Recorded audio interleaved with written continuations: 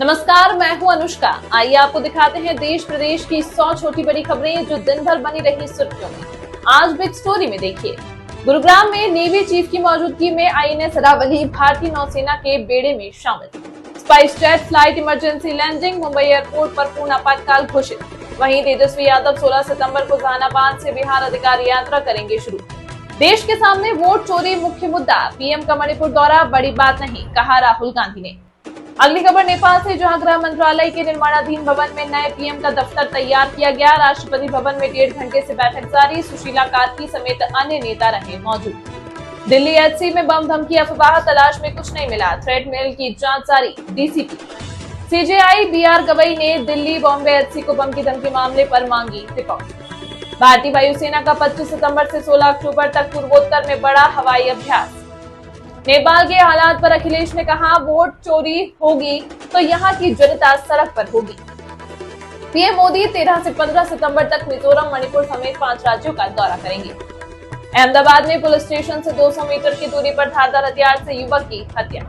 अगर पटाखों पर बैन लगाना है तो पूरे देश में लगना चाहिए, कहा सुप्रीम कोर्ट ने। दिल्ली के बाद बॉम्बे हाई कोर्ट में भी बम की मिली धमकी, बम निरोधक दस्ता पहुंचा। वैष्णो देवी यात्रा 14 सितंबर से फिर होगी शुरू, मौसम ठीक रहने पर अनुमति मिलेगी। बॉम्बे एचसी ने गड्ढों से मौत, घायलों पर नगर निगम, पीडब्ल्यूडी, एमएसआरडीसी को फटकार लगाई। हरियाणा से ऊंटों के जरिए दिल्ली शराब की तस्करी करने वाले 5 आरोपी हुए गिरफ्तार। पंजाब पुलिस ने हथियार तस्करी मॉड्यूल पकड़ा, भारी मात्रा में असलहा बरामद। वहीं छत्तीसगढ़ में बीजापुर में सुरक्षा बलों के साथ मुठभेड़ में 2 नक्सली हुए ढेर, गोला बारूद हुआ बरामद। पीएम मोदी के जन्मदिन पर त्यागराज स्टेडियम में विशेष कार्यक्रम आयोजित करेगी दिल्ली सरकार। सीपी राधाकृष्णन ने ली भारत के उपराष्ट्रपति पद की शपथ। नेपाल जेनजी प्रोटेस्ट में अब तक 34 की मौत, राष्ट्रपति भवन में होगी हाई लेवल मीटिंग। लखनऊ में 2016 में हुई लैब टेक्नीशियन भर्ती मामले में पकड़े गए 2 और फर्जी अभ्यर्थी। जूनागढ़, आज गुजरात दौरे पर जाएंगे राहुल गांधी, कांग्रेस जिला अध्यक्षों के प्रशिक्षण शिविर में होंगे शामिल। भारत में अमेरिका के अगले राजदूत सर्जियो गोर बोले, भारत को रूसी तेल खरीदना बंद करना होगा। अमेरिका की नेवल एकेडमी में अंधाधुंध गोलीबारी, कई घायल। ब्राजील के पूर्व राष्ट्रपति बोल्सोनारो को तख्तापलट की साजिश में 27 साल और 3 महीने की सजा। अमेरिका में बहस के बाद भारतीय मूल के नागरिक पर हमला, चाकू से सर काटा। इसके अलावा देश प्रदेश, क्राइम, खेल, मनोरंजन व व्यापार जगत से जुड़ी 100 खबरें बिग स्टोरी में। दिल्ली हाईकोर्ट में शुक्रवार दोपहर के दौरान मिली बम धमकी की सूचना से हड़कंप मच गया। पुलिस सूत्रों के मुताबिक लगभग 40 मिनट पहले एक धमकी भरा ईमेल प्राप्त हुआ, जिसमें कोर्ट परिसर में 3 बम रखे होने और दोपहर 2 बजे तक हाईकोर्ट खाली कराने का आदेश दिया गया। पुलिस ने फौरन सुरक्षा प्रोटोकॉल लागू करते हुए सभी जजों को कक्षों से बाहर निकाला और वकीलों, स्टाफ तथा लोगों को कोर्ट परिसर खाली करने का निर्देश दिया गया। मौके पर बम निरोधक दस्ते, स्पेशल सेल और दिल्ली पुलिस की कई यूनिट तैनात कर दी गई और परिसर की बारी बारी तलाशी चल रही है। पुलिस ने आसपास के इलाकों को भी सील कर सार्वजनिक सुरक्षा सुनिश्चित करने के निर्देश दिए हैं। हाईकोर्ट में 3 बम रखे होने की मेल मिला हुआ है। सहारनपुर के अंकुर गोयल ने 16वीं एशियन चैंपियनशिप में कजाकिस्तान में गोल्ड मेडल जीतकर देश का नाम रोशन किया। वह Saharanpur SR shooting range academy से जुड़े हुए हैं और 25 metre centre fire pistol event में उनका गोल्ड मेडल आया है। अंकुर गोयल ने बताया कि उन्होंने इंडिया टॉप 3 प्लेयर्स में सिलेक्शन हासिल किया, जिसके बाद उन्होंने कजाकिस्तान में भारत का प्रतिनिधित्व किया। इस इवेंट में उन्होंने 60 शॉट्स के साथ अलग अलग पॉइंट्स हासिल किए। Saharanpur SR shooting range academy के अंकुर गोयल ने देश का नाम किया रोशन। एशियन 16वीं चैंपियनशिप गन शूटिंग कजाकिस्तान में जीता गोल्ड मेडल। आपको बता दें, 16वीं एशियन चैंपियनशिप का कजाकिस्तान में हुआ आयोजन, जिसमें सहारनपुर के अंकुर गोयल ने गोल्ड मेडल जीतकर देश का नाम रोशन किया। कजाकिस्तान में आयोजन किया गया, जिसमें अन्य राज्य, अन्य जिलों के लोगों ने पार्टिसिपेट किया। वहीं सहारनपुर के अंकुर गोयल ने गन शूटिंग रेंज में गोल्ड मेडल जीतकर अपने जिले का ही नहीं बल्कि देश का नाम रोशन किया है। Ankur Goyal Saharanpur SR shooting academy में काफी समय से प्रैक्टिस कर रहे हैं। अंकुर गोयल ने बताया कि इंडिया टॉप 3 प्लेयर में उनका सिलेक्शन था, जिसके चलते उन्होंने वहां पर इंडिया को रिप्रेजेंट किया। वहां उन्होंने 25 metre centre fire pistol event में उनका गोल्ड मेडल आया। गाजियाबाद के इंदिरापुरम इलाके में Delhi public school petrol pump के सामने ड्यूटी पर तैनात एक ट्रैफिक पुलिसकर्मी पर नशे में धुत कार चालक ने हमला कर दिया। पहले तो आरोपी ने पुलिसकर्मी को गाड़ी से टक्कर मारने की कोशिश की, लेकिन किसी तरह पुलिसकर्मी ने अपनी जान बचाई। मामला यहीं खत्म नहीं हुआ। कुछ देर बाद आरोपी चालक दोबारा मौके पर लौटा और कार से उतरकर ट्रैफिक पुलिसकर्मी पर ईंट से हमला कर फरार हो गया। अचानक हुए इस हमले से मौके पर अफरा तफरी मच गई। आसपास खड़े लोगों ने किसी तरह घायल पुलिसकर्मी की जान बचाई और उसे अस्पताल पहुंचाया। गनीमत रहे कि पुलिसकर्मी की जान बच गई। यह पूरी घटना शाम करीब 5 बजे की बताई जा रही है। आसपास मौजूद लोगों ने हमले की पूरी घटना अपने मोबाइल फोन में कैद कर ली है। हाल ही में NH9 पर एक ट्रैफिक पुलिसकर्मी की मौत हुई थी और अब फिर से सामने आए इस मामले में सुरक्षा व्यवस्था पर गंभीर सवाल खड़े कर दिए हैं। हमीरपुर जनपद में ड्रोन की अफवाहों को लेकर पुलिस अधीक्षक डॉक्टर दीक्षा शर्मा ने जारी किया बयान। ड्रोन दिखने की सूचना पर मौके पर कई जगह पहुंची पुलिस, नहीं मिला कोई भी डिवाइस। पुलिस अधीक्षक ने आम जनमानस से अफवाहों पर ध्यान न देने की अपील की। भ्रामक अफवाहों से बचने की पुलिस अधीक्षक से अपील की। जनपद में जिन जगहों पर सूचना दी गई उन जगहों पर जांच पड़ताल की गई और स्थानीय लोगों से बातचीत की गई। पुलिस अधीक्षक दीक्षा शर्मा ने बयान जारी कर जनपद में फैल रही अफवाहों के बारे में दी जानकारी। मेरठ के कस्बा फलावदा स्थित जोगियान कब्रिस्तान में कई मजारों को तोड़े जाने का मामला सामने आया। आपको बता दें, शुक्रवार को इस घटना का वीडियो समाजवादी पार्टी के सरधना विधायक अतुल प्रधान ने सोशल मीडिया पर साझा किया। उन्होंने इसे गंभीर और दुर्भाग्यपूर्ण बताते हुए दोषियों पर कड़ी कार्रवाई की मांग की। जानकारी के अनुसार कब्रिस्तान में करीब 5 मजारें क्षतिग्रस्त पाई गई। स्थानीय लोगों का कहना है कि उन्हें सुबह इसकी जानकारी मिली। आशंका जताई जा रही है कि शरारती तत्वों ने इलाके में तनाव फैलाने के इरादे से यह कृत्य किया। घटना की सूचना मिलते ही पुलिस और प्रशासनिक अधिकारी मौके पर पहुंचे। SDM और क्षेत्र अधिकारी ने स्थल का निरीक्षण कर आसपास के लोगों से बातचीत की। मेरठ पुलिस ने बताया कि सभी पहलुओं पर जांच की जा रही है और आसपास के CCTV फुटेज खंगाले जा रहे हैं। जल्द ही आरोपियों की पहचान कर विधिक कार्रवाई की जाएगी। वहीं इस पूरे मामले में मेरठ के SP देहात डॉक्टर राकेश कुमार ने बताया कि थाना फलावदा क्षेत्र अंतर्गत एक खेत में स्थित एक मजार के क्षतिग्रस्त होने की सूचना सुबह प्राप्त हुई थी। सूचना प्राप्त हुई तत्काल प्रभाव से SDM और क्षेत्र अधिकारी पहुंचे। स्थानीय लोगों से वार्ता करके क्षतिग्रस्त हिस्से की मरम्मत कराई गई है। सहारनपुर में doctor Bhimrao Ambedkar sports stadium Saharanpur में उत्तर प्रदेश कुश्ती एसोसिएशन से मान्यता प्राप्त जिला कुश्ती संघ सहारनपुर के तत्वावधान में आयोजित डिस्ट्रिक्ट इंटर स्कूल कुश्ती प्रतियोगिता का भव्य समापन हुआ। समापन समारोह के साथ पुरस्कार वितरण कार्यक्रम में खिलाड़ियों ने अपने शानदार दांव पेच का प्रदर्शन कर सभी का ध्यान आकर्षित किया। पुरस्कार वितरण समारोह में मुख्य अतिथि civil defence chief Rajesh Kumar Jain, Yogesh Dahiya, Punya Garg, जिला कुश्ती संघ अध्यक्ष डॉक्टर अशोक कुमार गुप्ता, क्रीड़ा अधिकारी राहुल चोपड़ा, आदेश कुमार, वरिष्ठ पत्रकार सुहेल गौर, शमीम अहमद और मुकेश गिरी उपस्थित रहे। इस प्रतियोगिता का शुभारंभ मुख्य अतिथि राज्य मंत्री जसवंत सिंह सैनी ने खिलाड़ियों की फाइट करवाकर किया था। जिला कुश्ती संघ अध्यक्ष डॉक्टर अशोक कुमार गुप्ता, मुस्तकीम अंसारी, आदेश कुमार, लाल धर्मेंद्र प्रताप और प्रोफेसर संदीप गुप्ता ने मुख्य अतिथियों को पगड़ी और माला पहनाकर सम्मानित किया। जिला कुश्ती संघ के अध्यक्ष डॉक्टर अशोक कुमार गुप्ता और सचिव डॉक्टर संदीप गुप्ता ने बताया कि प्रतियोगिता का आयोजन मुस्तकीम अंसारी, आयोजन अध्यक्ष आदेश कुमार, आयोजन सचिव और लाल धर्मेंद्र प्रताप, प्रतियोगिता संयोजक के निर्देशन में किया गया। CP राधाकृष्णन ने भारत के 15वें उपराष्ट्रपति राष्ट्रपति द्रौपदी मुर्मू ने दिलाई शपथ। राष्ट्रपति भवन में हुआ शपथ ग्रहण समारोह। शपथ ग्रहण में PM मोदी, अमित शाह, JP नड्डा समेत कई केंद्रीय मंत्री शामिल। पूर्व उपराष्ट्रपति जगदीप धनखड़ भी समारोह में शामिल हुए। छत्तीसगढ़, राजस्थान के मुख्यमंत्री भी शपथ समारोह में शामिल। महाराष्ट्र, हरियाणा और उत्तराखंड से अपने भी शिरकत की। बिहार कांग्रेस ने PM मोदी की मां का AI जनरेटेड वीडियो पोस्ट किया। शहनवाज हुसैन बोले, कांग्रेस बेशर्मी से बाज नहीं आ रही, कांग्रेस के ओछे आचरण से पूरा देश आक्रोशित। शहनवाज हुसैन बोले, कांग्रेस ने PM की मां के साथ साथ देश की महिलाओं का भी अपमान किया, कांग्रेस को इसका जवाब मिलेगा। वैसे पार्टी के बिहार प्रमुख अख्तरुल इमान ने लालू तेजस्वी को दी चेतावनी, कहा गठबंधन के लिए दरवाजे खोले, नहीं तो मुस्लिम यादव समीकरण की पोल खोल देंगे। लालू यादव के घर पर ढोल नगाड़े के साथ पहुंचे AIMIM के कार्यकर्ता महागठबंधन में शामिल करने की मांग की। अख्तरुल इमान ने कहा, लालू तेजस्वी अपने कान खोल दरवाजे पर बज रहा है ढोल। SIR में आधार को जोड़ने को तेजस्वी यादव ने बताया बड़ी जीत, कहा हम वोटर लिस्ट रिविजन का नहीं बल्कि उसकी प्रक्रिया का विरोध कर रहे थे। तेजस्वी यादव ने नीतीश कुमार को भ्रष्टाचार का भीष्म पितामह बताया, कहा रिटायर्ड अफसर और नेता मिलकर बिहार को लूट रहे हैं। नीतीश अगर अपराध और भ्रष्टाचार के भीष्म पितामह तो तेजस्वी दुर्योधन। प्रशांत किशोर का पलटवार। प्रशांत किशोर का बिहार में 40 मुस्लिम कैंडिडेट उतारने का ऐलान, कहा आप साथ दे तो बिहार में ही नहीं बल्कि यूपी में BJP को हराएंगी जल्द से जल्द। केंद्रीय मंत्री गिरिराज सिंह ने तेजस्वी को झूठा बताया, कहा वो अपने पिता का जंगल राज नहीं छिपा सकते। बिहार में तेजस्वी यादव ही होंगे CM चेहरा, कांग्रेस नेता अखिलेश प्रसाद सिंह ने जताई सहमति। केंद्रीय मंत्री पीयूष गोयल का नीतीश कुमार को लेकर बड़ा बयान, कहा महागठबंधन किसी को CM फेस बना ले, नीतीश जी के चेहरे के सामने कोई नहीं टिकता। Bihar industrial investment promotion package की शुरुआत, राज्य में निवेशकों को लुभाने के लिए सरकार की नई नीति। औद्योगिक निवेश प्रोत्साहन पैकेज में निवेशकों के लिए बड़ी स्कीम, 25 एकड़ तक मुफ्त जमीन और 40 करोड़ तक की ब्याज सब्सिडी देगी बिहार सरकार। नेपाल में अंतरिम सरकार के बावजूद पूर्व न्यायाधीश सुशीला कार्की को सौंपे जाने पर सेंसी के गुटों में बनी सहमति। सेना प्रमुख के ऑफिस में रात भर चली बैठक के बाद बनी सहमति। जेएनजी नेता ने सेना के अधिकारी को फोन कर धमकाया। सुदन गुरंग ने सुशीला कार्की के नाम पर सहमति न बनने पर राष्ट्रपति भवन का घेराव करने की धमकी दी।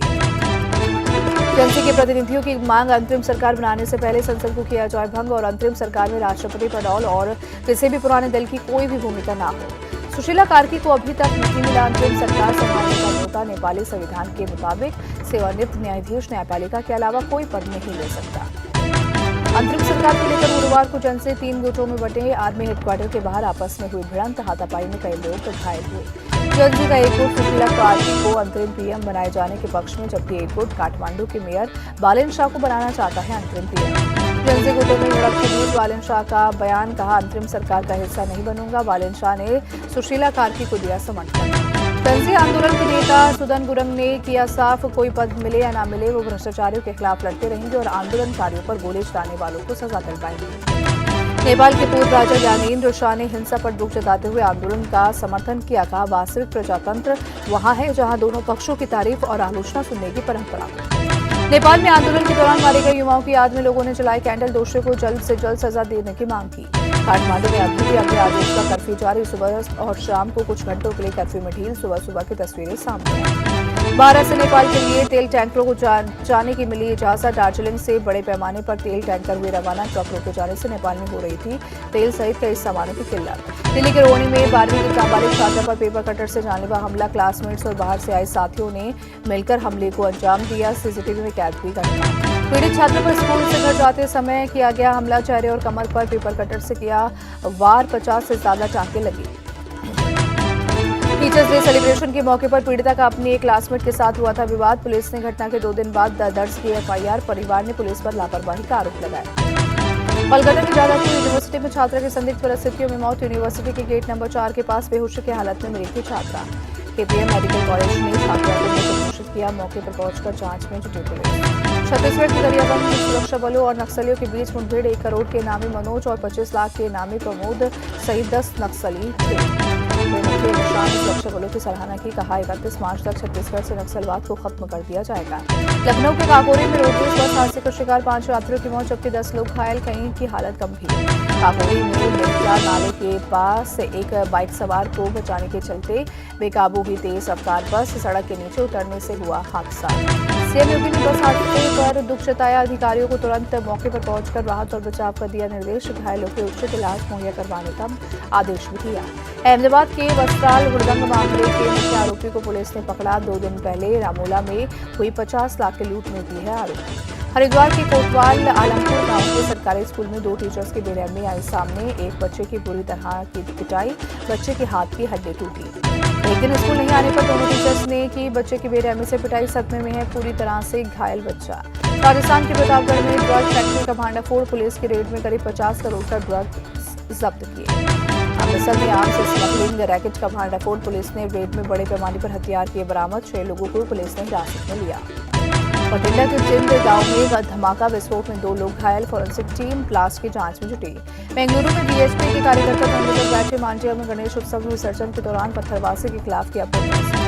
कर्नाटक के बुमलापुरु गांव में गुस्साई ग्रामीणों ने वन विभाग के 7 कर्मचारियों को बाघ पकड़ने वाले पिंजरे में बंद किया। लगातार हो रहे जंगली जानवरों के हमलों की शिकायत करने पहुंचे थे ग्रामीणों ने विभाग पर लापरवाही का आरोप लगाया। कहा जंगली जानवर मवेशियों और इंसानों पर हमले कर रहे। लगातार शिकायतों के बावजूद भी जानवरों को नहीं पकड़ रहा वन विभाग। जम्मू कश्मीर के रामबन में जमीन धंसी। तंगेर इलाके में कई घरों में आई दरारें। हिमाचल के कई जिले में भारी बारिश की चेतावनी। कुल्लू, मंडी और सिरमौर में 13 से 14 सितंबर तक येलो अलर्ट जारी किया गया। 16 तारीख तक हिमाचल में बारिश के लिए अलर्ट। मौसम विभाग के मुताबिक 13 और 14 सितंबर को भारी बारिश के दौरान लैंडस्लाइड और फ्लैश फ्लड की संभावना। लोगों से सतर्क रहने की अपील भी की। जम्मू कश्मीर के रामबन के टंकर इलाके में दरक रहे पहाड़। कई घरों में आ रही दरार। वहीं पहाड़ों में 1.5 से 2 फीट की दरारें पड़ी। पहाड़ में दरार से लोगों में दहशत का माहौल। घरों से बाहर रह रहे लोग। रामबन एमएलए अर्जुन सिंह राजू ने मौके पर पहुंचकर लिया हालात का जायजा। विधायक ने लोगों को सुरक्षित जगह भेजने की मांग की। केंद्र और राज्य सरकार से प्रभावित लोगों की मदद करने की भी अपील की। जम्मू कश्मीर के राजौरी में बीएसएफ ने बाढ़ प्रभावित गांव में मुफ्त मोबाइल और पशु चिकित्सा शिविर लगाया। बड़ी संख्या में पहुंचे लोग। पुरी के जगन्नाथ मंदिर में गेट पर तैनात पुलिसकर्मियों को बॉडी कैमरा मिला। लोगों की सुरक्षा को लेकर पुलिस की बड़ी पहल। एचएएल अगले महीने वायुसेना को सौंपेंगे 2 तेजस मार्क 1A लड़ाकू विमान। पुराने MiG-21 फाइटर्स की जगह लाने की योजना। निर्यातकों के लिए 22.5 अरब का पैकेज लाने की तैयारी। बिना गारंटी सस्ते ब्याज पर कर्ज दे सकती है सरकार। फिलहाल इस फैसले पर अभी आधिकारिक पुष्टि नहीं। जीएसटी 2.0 का कई बाइकों की कीमत पर बढ़ेगा भारी असर। स्प्लेंडर, शाइन जैसी बाइक्स 10,000 तक होंगी सस्ती। हिमालयन शॉटगन जैसी गाड़ियां हो सकती हैं महंगी। टीसीएस ने सेमीकंडक्टर सेक्टर में उठाया बड़ा कदम। कंपनी ने लॉन्च की chiplet based engineering service. Chip design और इनोवेशन को तेज करना मकसद। टाटा कैपिटल का आईपीओ अक्टूबर में हो सकता है लॉन्च। इस साल का सबसे बड़ा आईपीओ होने के आसार। आईपीओ से 17,200 करोड़ हो जाएगी कंपनी। भारत में बंद हुई सुजुकी कटाना अब नहीं मिलेगी। ये 4 सिलेंडर वाली बाइक 3 साल में ही कंपनी ने बंद की सर्विस। कल लॉन्च होने वाले Realme B3 Lite फोन की डिटेल लीक। 6000 mAh बैटरी के साथ 45 वॉट का चार्जर। 13,000 से शुरू होंगी फोन की कीमत। मशहूर jewellery brand Malabar gold and diamonds ने यूके में दर्ज की अपनी उपस्थिति। बर्मिंघम और साउथहॉल में खोले 2 शोरूम। अभिनेत्री करीना कपूर ने शोरूम का उद्घाटन किया। समारोह में ग्रुप के चेयरमैन MP अहमद समेत कई अधिकारी मौजूद रहे। अमेरिका के कॉमर्स मिनिस्टर हवार्ड लुटनिक ने की भारत को रूस से तेल खरीदने पर चेतावनी। कहा, अगर भारत रूस से तेल खरीदना बंद नहीं करेगा तो अमेरिका के साथ बड़ी ट्रेड डील संभव नहीं। एशिया कप में आज पाकिस्तान को ओमान से होगा मुकाबला। दुबई में रात 8 बजे शुरू होगा मैच। पाकिस्तान और ओमान की टीम पहली बार आमने सामने होंगी। मुकाबले से पहले ओमान के कप्तान जतिंदर सिंह ने भरी हुंकार। कहा, पाकिस्तान के खिलाफ निडर होकर खेलेंगे क्रिकेट। बांग्लादेश ने एशिया कप में जीत के साथ अपने अभियान का किया आगाज। हांगकांग को 7 विकेट से हराया। हांगकांग ने पहले बल्लेबाजी पर 143 रन बनाए। बांग्लादेश ने 144 रन का टारगेट 18वें ओवर में चेज किया। बांग्लादेश के लिए कप्तान लिटन दास ने अर्धशतकीय पारी खेली। लिटन दास 59 रन बनाकर आउट हुए। लिटन दास ने बांग्लादेश की ओर से सबसे ज्यादा छक्के लगाने का रिकॉर्ड भी तोड़ा। लिटन ने अब तक 78 छक्के लगाए। समदुल्ला को पीछे छोड़ा। और भारतीय क्रिकेटर कपिल देव ने टीम इंडिया की तारीफ की। कहा, भारतीय टीम बेहतरीन क्रिकेट खेल रही है। एशिया कप जीत कर लौटेगी। इंग्लैंड और साउथ अफ्रीका के बीच दूसरा T20 मुकाबला आज मैनचेस्टर में आमने सामने होंगी दोनों टीमें। पहले T20 में हराने के बाद साउथ अफ्रीका की नजर दूसरा मैच जीतने पर। भारत के खिलाफ सीरीज से पहले ऑस्ट्रेलिया को करारा झटका। चोट की वजह से ऑलराउंडर आरोन हार्डी बाहर। विक्टोरिया के ऑलराउंडर विल सदरलैंड लेंगे हार्डी की जगह। आईसीसी चेयरमैन जय शाह ने लिया ऐतिहासिक फैसला। महिला वनडे विश्व कप में अंपायर और रेफरी सिर्फ महिलाएं होंगी। 3 भारतीयों को मौका। ऑस्ट्रेलिया के पूर्व क्रिकेटर स्टीव वॉ का बड़ा बयान। कहा, ओलंपिक खेलों में भारत को बेहतर बनाने में मदद कर सकता है ऑस्ट्रेलिया। नेपाल के हालात पर पूर्व भारतीय फुटबॉलर पाइचुंग भूटिया ने जताई चिंता। कहा, नेपाल के हालात बहुत दुर्भाग्यपूर्ण है। उम्मीद है कि नेपाल के लोगों के लिए एक अच्छा बदलाव आएगा। बाढ़ पीड़ित पंजाब की मदद के लिए हरभजन सिंह ने लोगों से सामने आने की अपील की। कहा, पंजाब की स्थिति बहुत ज्यादा खराब। नुकसान की भरपाई में वक्त लगेगा। पाकिस्तान के साथ क्रिकेट खेलने को लेकर बोले हरभजन सिंह। क्रिकेट में आमने सामने होने से पहले भारत पाकिस्तान के द्विपक्षीय संबंधों में सुधार जरूरी। वुमेन्स हॉकी एशिया कप में भारत की पहली हार। चीन ने सुपर 4 स्टेज के मुकाबले में 4-1 से हराया। भारतीय women's hockey team points table के दूसरे पायदान पर खिसकी। चीन पहले स्थान पर पहुंचा। आयुष लक्ष्य सेन और सात्विक चिराग हांगकांग ओपन के क्वार्टर फाइनल में पहुंचे। अब आयुष का सामना हमवतन खिलाड़ी लक्ष्य सेन से होगा। विश्व चैंपियनशिप मुक्केबाजी चैंपियनशिप में पूजा रानी जैस्मिन लाम्बोरिया ने भारत के लिए 2 और पदक पक्के किए। पूजा ने पोलैंड की एमिलिया पोटसेरका को हराया, तो वहीं जैस्मिन ने उज्बेकिस्तान की बॉक्सर को शिकस्त दी। राजस्थान की एंटी करप्शन ब्यूरो टीम की घूसखोरों को रंगे हाथों धर दबोचने की है, जिसमें एक महिला अफसर समेत 5 लोग ट्रैप हुए हैं। कार्रवाई भरतपुर एसीबी की है, जिन्होंने धौलपुर नगर परिषद के दफ्तर में छापा मारा और एक महिला एईएन समेत 5 कर्मचारियों को 3,10,000 रुपए की रिश्वत लेते रंगे हाथ गिरफ्तार कर लिया। यह रकम ठेकेदार का बिल पास कराने के एवज में ली जा रही थी। जानकारी के मुताबिक भरतपुर एसीबी के पास एक पीड़ित व्यक्ति ने शिकायत दर्ज कराई थी, जिसमें बताया था कि धौलपुर नगर परिषद के अफसर और कर्मचारी उससे बरसाती पानी निकासी के काम के बिल पास कराने के लिए लगातार रिश्वत मांग रहे हैं। सामने आया कि परिवादी का करीब 35 से 40 लाख रुपए का बिल एक साल से अटका हुआ था और इस दौरान उसे बार बार परेशान किया जा रहा था। शिकायत का एसीबी ने गुप्त तरीके से सत्यापन कराया, जिसमें मामला सही पाया गया। बस फिर क्या था, एसीबी की टीम ने नगर परिषद दफ्तर में दबिश दी और महिला एएन प्रिया, वरिष्ठ सहायक भरत कुमार, वरिष्ठ सहायक नीरज, संविदा कर्मी हरेंद्र तथा चालक देवेंद्र को 3,10,000 रुपए की रिश्वत लेते रंगे हाथ पकड़ लिया। नेपाल में सरकार के खिलाफ हुए हिंसक प्रदर्शन ने तमाम बड़े नेताओं की कुर्सी हिलाकर रख दी। युवाओं का प्रदर्शन इतना जोरदार था कि पीएम से लेकर तमाम मंत्रियों को इस्तीफा देना पड़ा और फिलहाल नेपाल में कोई सरकार नहीं है। हालांकि पूर्व चीफ जस्टिस सुशीला कार्की का अंतरिम सरकार का प्रमुख बनना लगभग तय माना जा रहा है। ये पूरा प्रदर्शन सरकार के सोशल मीडिया बैन के फैसले और नेपो किड्स को लेकर हुआ। बताया गया कि युवा और खासतौर पर जेन जी नेताओं के परिवार की अय्याशी से भड़के हुए थे। युवाओं का कहना है कि नेताओं के बच्चे आम लोगों के पैसे से ऐश कर रहे हैं। इसी गुस्से में तमाम बड़े नेताओं और सेलिब्रिटीज के घरों को आग के हवाले कर दिया गया। नेपाल की पूर्व मिस नेपाल वर्ल्ड श्रृंखला खातीवाड़ा इस समय सबसे ज्यादा ट्रोल हो रही है। अयोध्या में दिवाली से पहले साधु संतों ने मोर्चा खोल दिया है। रामनगरी के संतों ने आगामी सितारों से सजी रामलीला का बहिष्कार करने का ऐलान किया है। दरअसल संतों का आरोप है कि रामायण जैसी दिव्य गाथा को सिनेमाई अंदाज में प्रस्तुत कर उसकी मूल भावना से छेड़छाड़ की जा रही है। उनका कहना है कि रामनगरी की रामलीला में अब एक्टर एक्ट्रेस नहीं आने चाहिए। महंतों ने यह भी आरोप लगाया कि जिन कलाकारों को पवित्र पात्रों की भूमिका सौंपी जा रही है, वे खुद ऐसे जीवन जीते हैं जो धार्मिक मर्यादा के अनुरूप नहीं। गौरतलब है 22 सितंबर में रामकथा पार्क में शुरू हो रही इस भव्य रामलीला का निर्देशन जाने माने निर्माता सुभाष मलिक कर रहे हैं। अयोध्या के संत समाज ने ऐलान किया है कि धर्म और मर्यादा से जुड़े आयोजनों में किसी भी तरह की छेड़छाड़ बर्दाश्त नहीं की जाएगी।